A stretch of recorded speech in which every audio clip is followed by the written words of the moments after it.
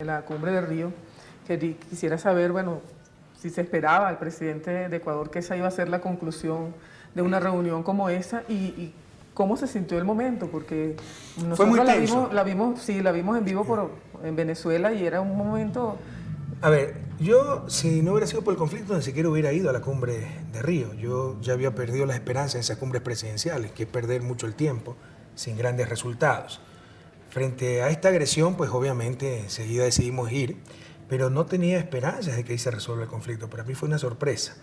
Y fue una sorpresa la actitud valiente, consecuente de todos los presidentes. Al principio yo hice cambiar el orden del día. Leonel Fernández, que era el que presidía la reunión, pues estaba muy preocupado, ¿no? Porque sabía que era una reunión tremendamente tensa.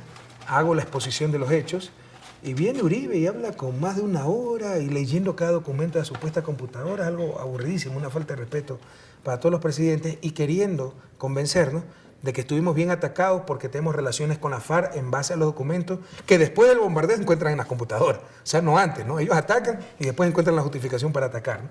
Entonces esas piedras de molino nadie se las tragó.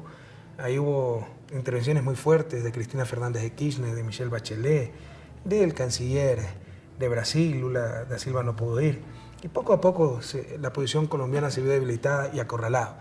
Además que yo también refuté la intervención del presidente Uribe y bueno, rápidamente pues hubo un consenso a nivel latinoamericano de que eso era inaceptable. No solo eso, ¿no? Fue muy torpe la posición del presidente Uribe y la defensa colombiana, que hasta presentaron un video con los ataques, donde quieren demostrar que actuaron de acuerdo a la ley, pero de su ley. Usted sí sabe que llevaron hasta fiscales para revisar los muertos, para contar billetes, botines que habían encontrado ahí, pero en suelo ecuatoriano.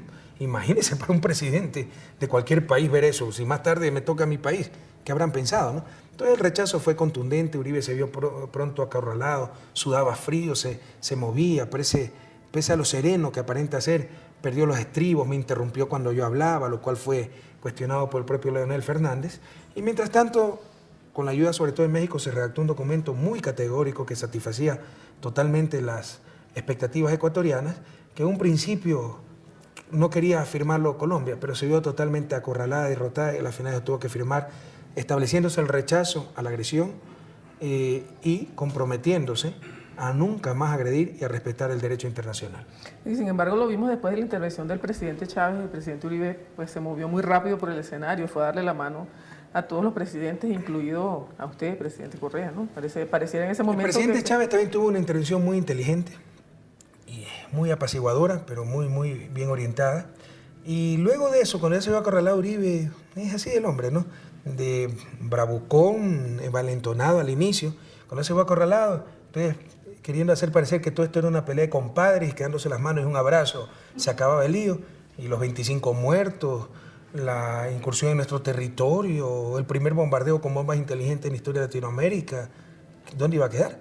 Entonces yo fui muy severo, muy recio con él, porque no se trata de un asunto personal, se trataba de algo tremendamente grave, de un ataque artero, de una república que consideramos hermana, y la consideramos hermana, porque esto no es culpa de los colombianos, es culpa del gobierno colombiano, contra el Ecuador. Entonces no es que se iba a solucionar con no pasó nada, se me chispoteó, es mejor pedir perdón que pedir permiso, un abracito y se acabó el lío. Ahí había pérdidas de vidas humanas, agresión a nuestro territorio, cosas injustificables. Entonces yo me limité a estrecharle la mano de forma muy severa al presidente Uribe. Vamos a ver un poquito ahora las consecuencias, ¿no? Tuvo el equipo que me acompaña la oportunidad de entrevistar a Lucía Moret, esta joven mexicana que sobrevivió al ataque, y el testimonio de ella pues es, aparte de conmovedor y terrible, es revelador de muchas cosas. O sea, ella es prueba viviente de que hubo, por ejemplo, ajusticiamientos en esa cosa, pues, lo relata ella. Dice una frase terrible, como que los colombianos, los integrantes del ejército que estuvieron allí, prefirieron llevarse a los muertos que rescatar a los heridos. Bueno, esa no fue una frase, fue una realidad. Cuando nuestros soldados llegan a la zona encuentran 3 heridos que si demoraban algunas horas más sin ser atendidos morían. Se llevaron 2 cadáveres como trofeo y dejaron heridos. Eso es crimen de guerra, mi querida Tania. Y también Tania, Lucía Moré dice que se ajustició a heridos y las pruebas forenses hablan de que al menos 3 cadáveres tenían vestidos de pólvora, es decir, fueron disparados a quemarropa y cuando aún vivían.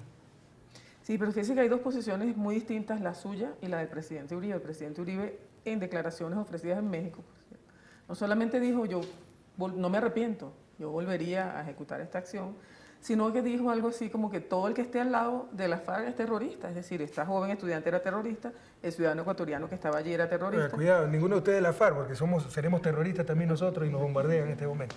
No sabemos. Andemos con cuidado. Mire, nadie puede aceptar esas ridiculeces del presidente Uribe. Incluso en México el presidente Calderón las rechazó categóricamente. Pero usted ve la prepotencia, la soberbia, las ínfulas de emperadorcito que tiene esta gente. Y eso no lo vamos a permitir en América Latina. Lo que sí ha salido impune de esto, ha tenido una sanción moral muy fuerte, política y diplomática.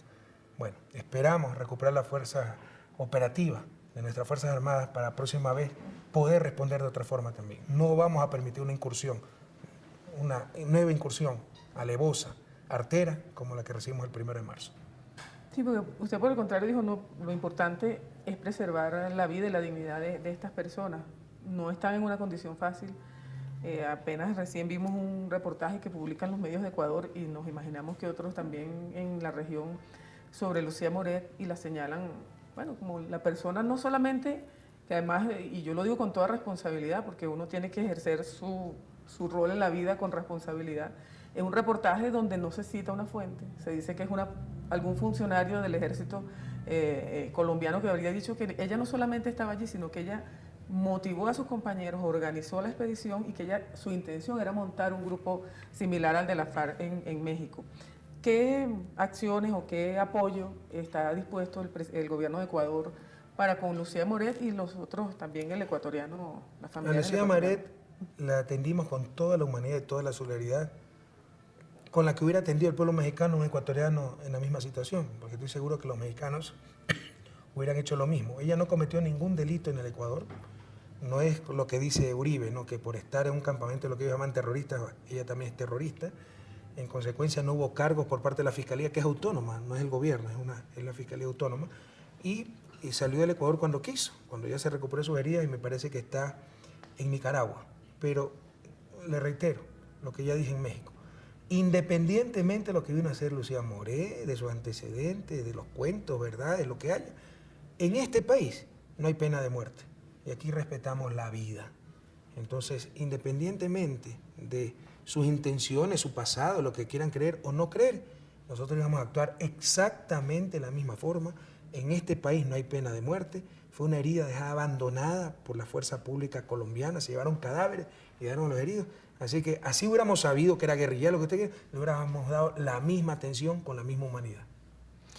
Una reflexión para esa joven y sus padres. O sea, ella salió de territorio ecuatoriano, está ahora en territorio nicaragüense. Todavía el estatus no está bien definido, pero ella ha dicho, yo no puedo volver a México, mi vida cambió, pues es otra, y lo ratificaron sus padres. También le escribió una carta a usted muy hermosa, ¿verdad? ¿Pero qué le dice usted a ella? Que no pierda la fe, que no pierda la esperanza. Incluso si podemos coincidir o no con sus ideas, con su pensamiento, no es delito pensar. Y nadie puede atentar contra la vida de la forma en que se hizo en ese campamento. Nadie puede justificar una masacre como la que hubo en ese campamento en territorio ecuatoriano. Así que pese a esta terrible experiencia traumática, ver morir, perder 4 de los amigos con los que vino a nuestro país, que no pierda la esperanza. Un mundo mejor es posible. Y de ellos, de los jóvenes, depende en gran medida ese mundo mejor.